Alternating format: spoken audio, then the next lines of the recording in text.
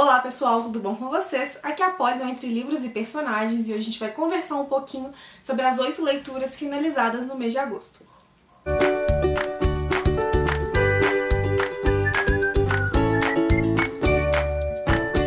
Agosto foi um mês de leituras bem variadas, não foquei só no meu gênero literário favorito, acabei lendo um pouquinho de tudo, então tem bastante coisa bacana pra comentar com vocês.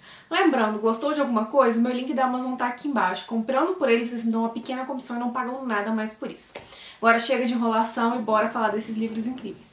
Minha primeira leitura do mês foi Os Segredos da Felicidade, da Lucy Diamond, que saiu pelo selo dos romances de hoje, da editora Arqueiro. Eu li com a Fran e, gente, que leitura gostosa.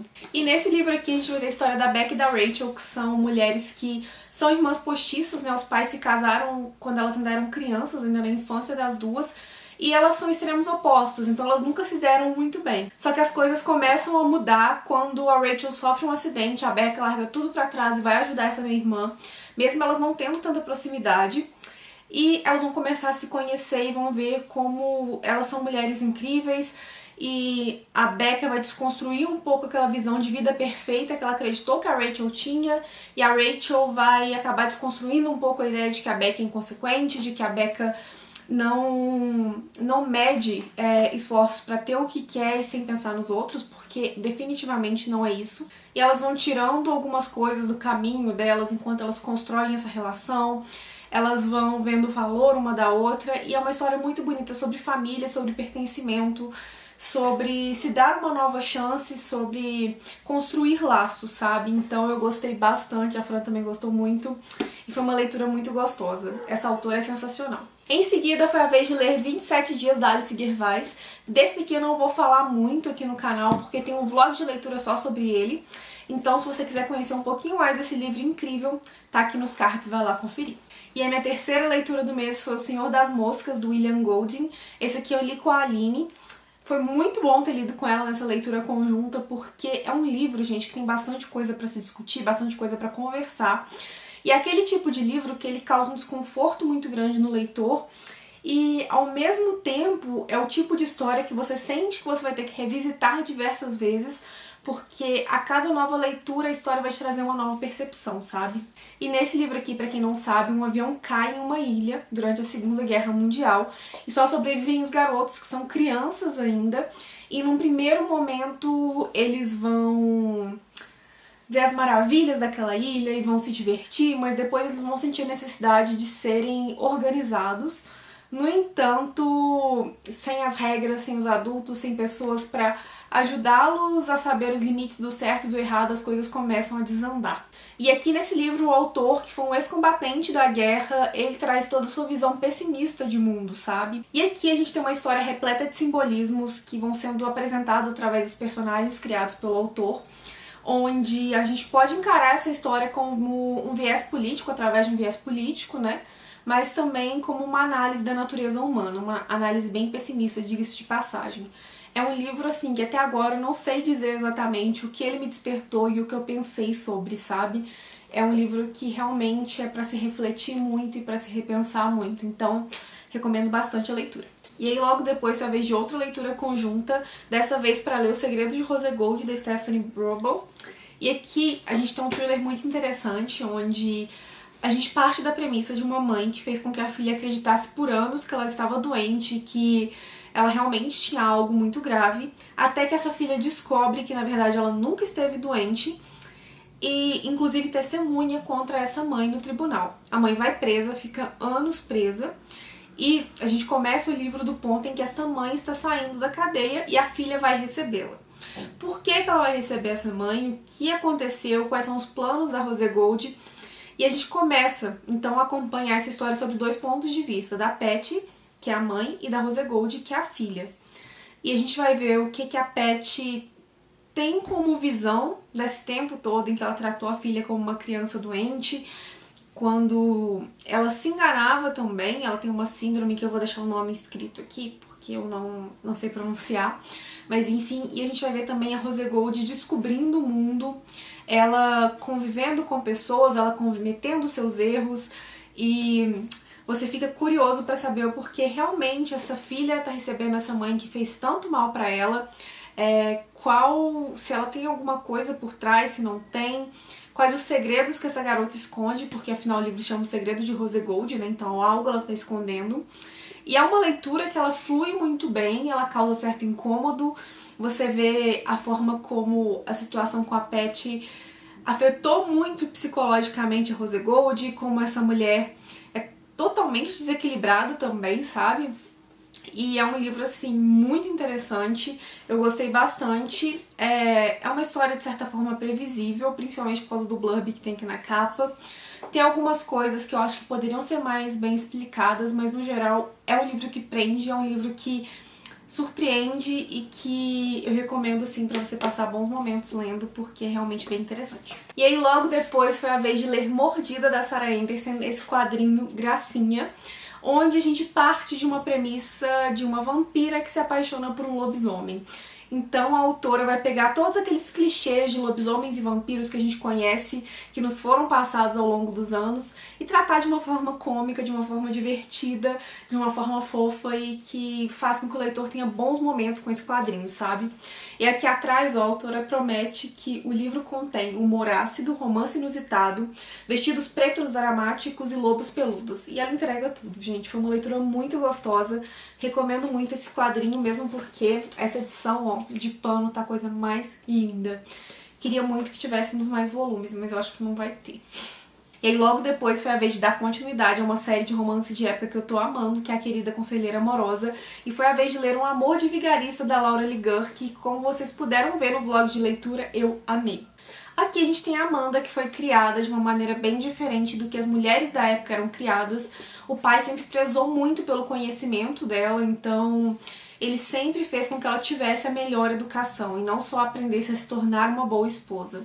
Acontece que a Amanda ela vai acabar tendo uma atitude indecorosa que vai arruinar a carreira dela. Então ela já não tá conseguindo mais ser perceptora, ela já não tá conseguindo mais ser governanta de meninas, nem passar o conhecimento que ela tem, até que ela fica sabendo que os filhos do Conde St. Clair expulsaram mais uma governanta, então ela sente que ali é sua chance. No entanto, ela acaba recebendo um balde de água fria quando fica sabendo que dessa vez ele não quer mais governanta, ele quer um perceptor, um homem para colocar essas crianças na linha.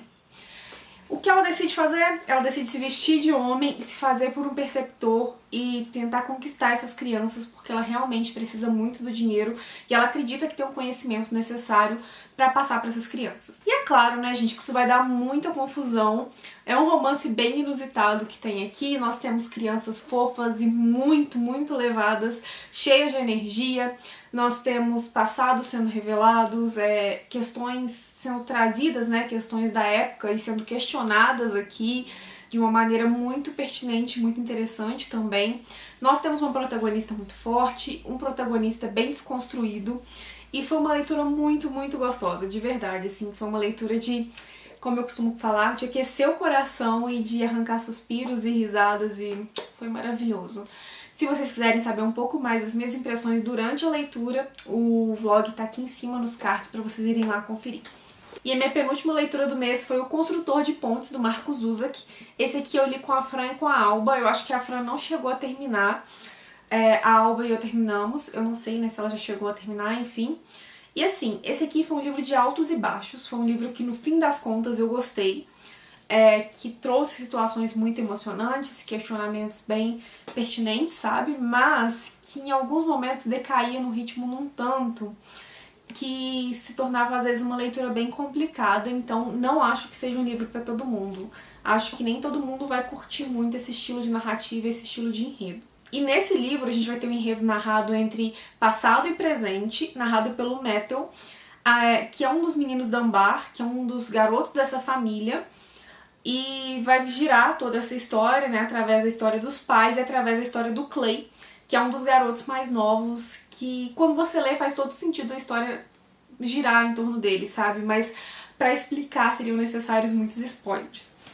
Então a gente vai conhecer a história desses pais, desses garotos, e a história dos garotos que são vistos como indomados, como difíceis, e você vai vendo como a vida deles chegou àquele ponto, o que aconteceu com os pais, por que eles se tornaram quem se tornaram, como a vida afetou quem eles são, e você vai ver um enredo aqui sobre família, sobre luto, sobre perdas, sobre lidar com aquilo que mais te machuca, e isso tudo através de uma escrita muito poética e que intercala muito, sabe? São capítulos que às vezes você fica meio perdido para saber de quem está falando, de quem está aparecendo, e é um livro para se ler aos poucos, com muita atenção e mergulhando na história mesmo, sabe? É uma história que vai te trazendo muito, ao mesmo tempo em que vai te confundindo também.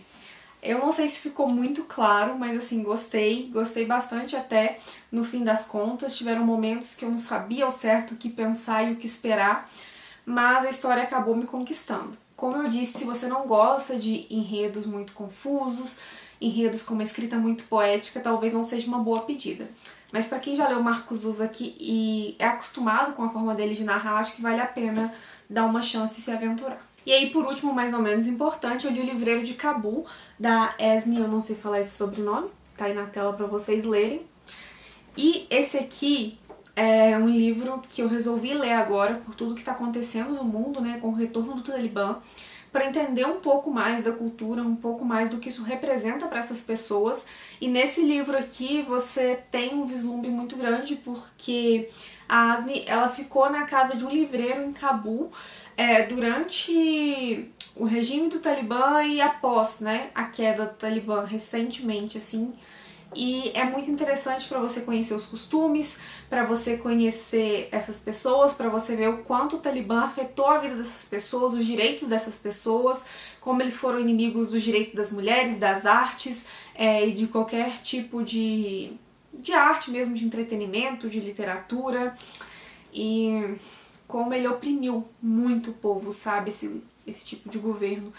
E foi um livro, assim, que mexeu muito comigo, são diversas histórias e diversas narrativas, porque aqui são histórias, né, que a autora foi contando, que ela vivenciou, que pessoas dessa família contaram pra ela.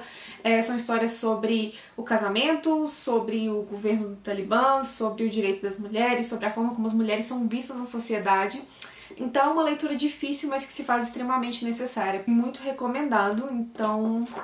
Para saber mais sobre algumas histórias que são trazidas, para saber um pouco mais dos sentimentos que foram despertando, tá no mesmo vlog de Um Amor de Vigarista, então acho que vale a pena conferir. Aqui eu só fiz um apanhado geral mesmo, por lá eu comentei um pouco mais do que eu encontrei nesse livro. E bem, pessoal, é isso. Esses foram os 8 livros que eu li no mês de agosto. Me contem aí embaixo se vocês já leram algum, se gostaram, se têm vontade. Vamos conversar, ok? Eu vou ficando por aqui, deixo aqui do lado mais 2 vídeos. Talvez vocês gostem, vale a pena dar aquela conferida. Um grande beijo e até o próximo vídeo.